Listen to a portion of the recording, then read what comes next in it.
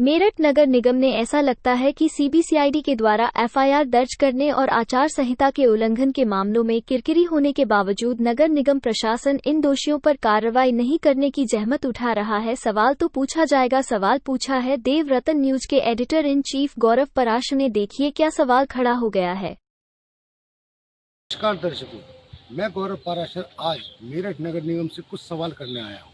मैं योगी सरकार से भी सवाल करने आया हूँ कि जब उत्तर प्रदेश की एक जांच एजेंसी सीबीसीआईडी ने इसी महीने 23 फर्जी नियुक्ति कर्मचारियों पर एफआईआर दर्ज करा दी, उनको अयोग्य मान लिया, उसके बावजूद ये 23 फर्जी कर्मचारी कैसे काम कर रहे हैं, क्यों रोजाना इनकी हाजिरी लग रही है और क्यों नगर निगम के नियमित कार्यों में ये काम कर रहे हैं, सबसे बड़ी बात। और दूसरी सबसे बड़ी बात ये, क्या अपर नगर आयुक्त ममता मालवीय हों या नगर आयुक्त अमित पाल शर्मा जी या नगर निगम के लेखा विभाग, जिन्होंने इतने वर्षों से जो इन सभी 23 फर्जी कर्मचारियों को वेतन के और अन्य भत्तों की सुविधाएं उपलब्ध कराई, क्या इनसे वापसी की जाएंगी?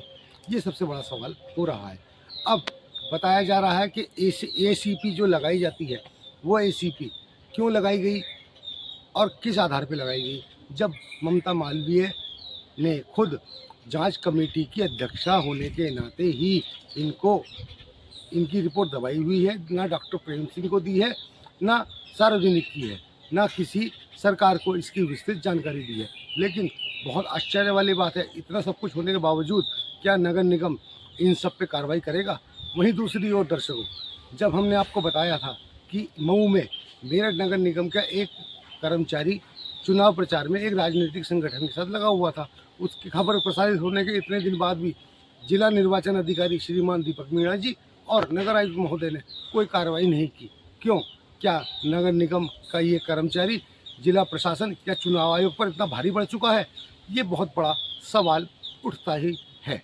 नगर निगम एक भ्रष्टाचार की वो दलदल बन चुका है दर्शकों, जिसमें न जाने कितने राजदफन हैं, कितनी जांच फाइलें आज तक जला दी गई या गायब कर दी गई।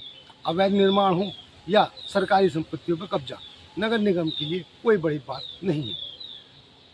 इसी कड़ी के साथ मैं गौरव पराशर हर बार एक नए तथ्य के साथ, एक नए सवाल के साथ उत्तर प्रदेश सरकार हो या नगर निगम प्रशासन, सवाल पूछूंगा ही, क्यों इन लोगों को संरक्षण दिया जा रहा है।